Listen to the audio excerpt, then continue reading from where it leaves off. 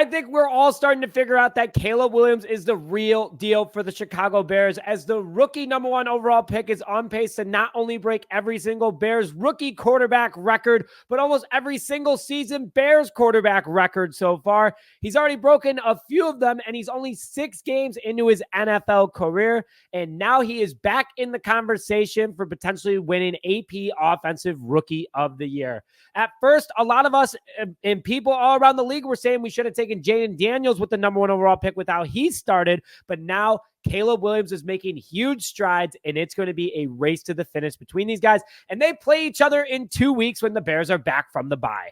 Hello, everyone, and welcome back to this episode of Just Another Year Chicago Bears. My name is Nick Rody, and as always, thank you for tuning in. I'm here to break down Caleb Williams' progression and his highlights through 6 weeks and why he has re-entered the conversation for Rookie of the Year. Now, before we begin today's show, if you believe Caleb Williams is the future of the Chicago Bears franchise, make sure to hit the like button on this video, along with commenting the letter Y if you think he'll win Rookie of the Year, or the letter N if you don't think he'll win Rookie of the Year in the comment section below. And please, if you haven't already, to stay up to date on all Chicago Bears news and notifications, hit that subscribe button. We are 85 away from 19,000, and when we hit 19,000, we're giving away 2 Tory Taylor jerseys to 2 lucky subscribers. All right, let's talk about Caleb Williams' crazy growth in his first 6 weeks in the NFL. I'm going to split this up from weeks 1 to 3 and then 4 to 6, because it's 2 completely different storylines for the rookie.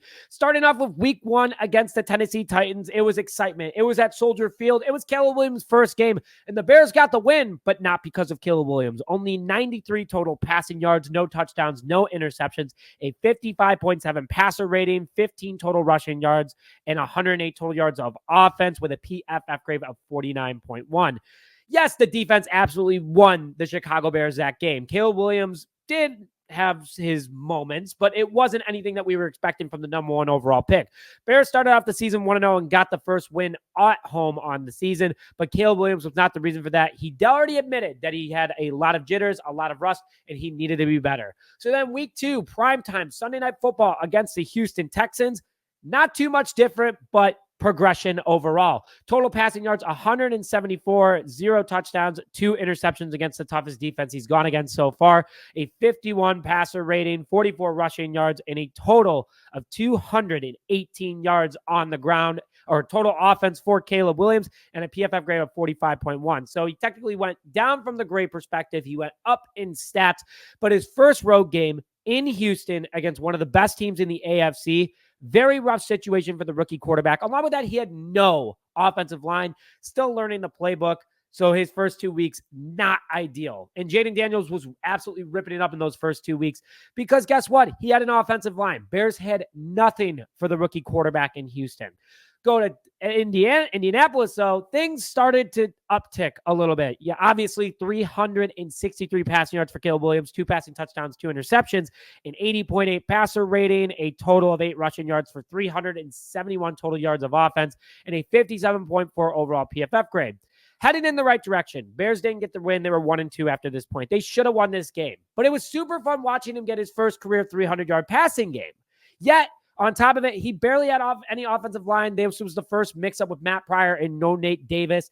It was just a crazy situation for the Chicago Bears. They still weren't clicking, but this is when things started to turn around, because after this game, the offensive unit went into Shane Waldron's offense, said, we need to have a conversation right away. Well, that's what they did, talking about how they need to expand the playbook, trust his guys, be a coach, and progress this team. And that's exactly what we started to see in the next half of the season, so weeks 4 through 6, and we saw that starting with the LA Rams. 157 passing yards, 1 passing touchdown, 106.6 passer rating, 12 rushing yards for 169 total yards of offense, and a 65.6 PFF grade. This is when it started to turn. The offense was definitely bigger. The offensive rushing game started to move. The offensive line was working a lot better. Confidence was building. You're now 2-0 at home as well. You're learning how to win. The pressure is off that you're 500 again. Caleb Williams started to get things going, and this was the start also of 120-plus yards of rushing offense. So the playbook was a lot more expanded. Not only that, too, that was the first game that things were scripted for Caleb Williams. The first 3 games, there was no script, absolutely none. Shane Waldron's now been doing the first 15 plays of the offense for the Bears, and it's definitely helped, and we saw that here. Against the Panthers, though, that's where things really started to take off. 304 passing yards, 2 touchdowns, 126.2 passer rating, 34 rushing yards for 338 yards of offense, and a 72 PFF. Caleb Williams, 2 out of his last 3 games at this point, 300 yards plus passing, the first Bears rookie to have multiple 300-yard passing yards games in a season for the Chicago Bears. Over 70% completion percentage, 7 different receivers hit, 2 touchdowns to DJ Moore. Things are just clicking at this point, guys. Things are looking really good. Shane Waldron has now expanded the playbook. The offensive line is doing a great job. And I will say this, because I know this is going to be in the comments. Yeah, we want to get some pretty bad defenses, but you should be beating those defenses. Bears dominated that and scored 5 touchdowns in that game. And then against the Jaguars, same ordeal. 226 passing yards, 4 passing touchdowns, 1 interception that if he would have darted it, it would have been a touchdown versus an interception. Too much loft, a 224 passer rating, 56 rushing yards for 282 yards of offense. And at the time of this recording, PFF hasn't released this grade. This was the cherry on top. Bears are now 4-2, a 750 winning record. Not only that, it's because Shane Waldron's playbook is now wide open. You're seeing trick plays. You're seeing balance of offense. Overall, you're just seeing everything that you absolutely need from an offensive standpoint from Shane Waldron.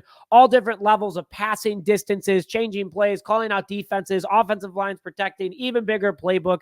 The progression was there, and it took over, and the young quarterback has continued to dominate, and that's all we're going to see moving forward. So look at 2 different tales of stories, and that's why Caleb Williams is having such fantastic progression. Quickly going to run through it again. After week 3, that meeting with Shane Waldron between Kmet, Moore, and Mercedes Lewis changed this Bears offense and the dynamic and the culture of this team. The meeting obviously said, no more being soft. Let's do this thing. And that's what we've seen. Williams, since this meeting, has had over 700 yards passing, over 120 yards rushing, 7 passing touchdowns, 1 interception, an average of over a 115 passer rating, spreading out to his targets, back-to-back games, more than 6 receivers. His confidence in overall play is more and more veteran-like. This is because the balance of plays scripted at the beginning of the game, like I talked about, and overall better communication between him and Waldron. You show your offensive coordinator, Caleb Williams doing this at least, that who has a ton of pressure on him, by the way, because he has to develop he has to develop this offense and show this organization that they're going to win some ball games. Good things are going to happen. So big shout out to these 2 working together, getting the job done and everything clicking. Want to give a quick shout out to the offensive line too. Weeks 1 through 3, terrible. 39 pressures, 13 sacks, 32 hurries, and 30 quarterback hits. Not good. You switch up, you take Nate Davis out, 24 pressures, 7 sacks, 18 hurries, and 10 quarterback hits over the last 3 weeks. This offensive line has changed with Matt Pryor going in at right guard, taking out Nate Davis. Coleman Shelton too as well, over a 70 PFF grade over the last 3 weeks. Tevin Jenkins, Braxton Jones the same. And Matt Pryor done all right with over a 67 grade over the last 3 weeks. So they're not the greatest offensive line, but they're getting the job done. They're being compatible. They're beating defensive lines that they should be beating now. So that's helping Caleb Williams gain the confidence, and more of that confidence is giving him just an overall better pocket. He's going to be confident in your abilities as well. He's not going to make you move all over the place because he has to rush out because he thinks the pocket's collapsing. No, that's not what's going to happen. He has much cleaner pockets than he used to have. Also, his ability to understand the plays and opposing defense might do with those exact plays. And he just trusts this team. Massive lift overall, and that's why this team has looked so great so far. So shout out to Shane Waldron, shout out to the offensive line, and overall Caleb Williams' confidence level going through the roof. Now, quickly, before I get more into today's show, I would like to thank today's sponsor, OddsJam, your ultimate ally in a world of data-driven wagering. With over 260 sportbooks in its system, OddsJam is the go-to platform for savvy bettors. Now, here's how it works. OddsJam's arbitrage tool scans the market in real time, spotting differences between betting lines across various sportsbooks. That means you can lock in risk-free profits by betting on both sides of the market. And OddsJam also provides an EV calculator to optimize your bets and a handy bet tracker to monitor your profits. By using OddsJam, you're not only betting smarter, you're betting responsibly and for long-term profits. Secure your bets with confidence, make informed decisions, use OddsJams, and go to the link in the description now to use JAYCHI Bears as your code to get 35% off your first order, and they're also offering a free 7-day trial. So quickly, he's on pace as well to have an unbelievable season so far. So speaking of OddsJam, start looking at these bets because Caleb Williams is on pace to break a ton of records and have a great season. Right now, if Caleb Williams were to stay at his current pace, he's going to complete 368 passes on 564 attempts and over 65% completion percentage with over 3,732 passing yards, 27 passing touchdowns, 479 rushing yards, 15 total turnovers, and a 10.1 yards per pass. That means that he's going to have over 4,200 yards of offense, guys. This guy's clicking. This is what's working. This is what's going to make this team go to the next level. And that's just if he stays on pace. He's already skyrocketing. He's going to break 4,000 yards passing.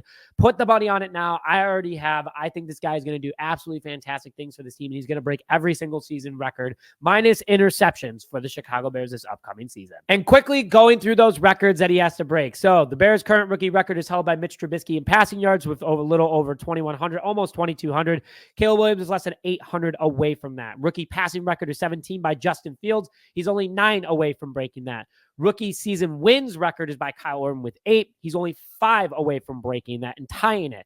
Single season passing record by our good friend Eric Kramer is 3,838. He's on pace. He won't break it, but we all know he's going to break it. Along with that, Eric Kramer also owns 29 single season passing touchdowns.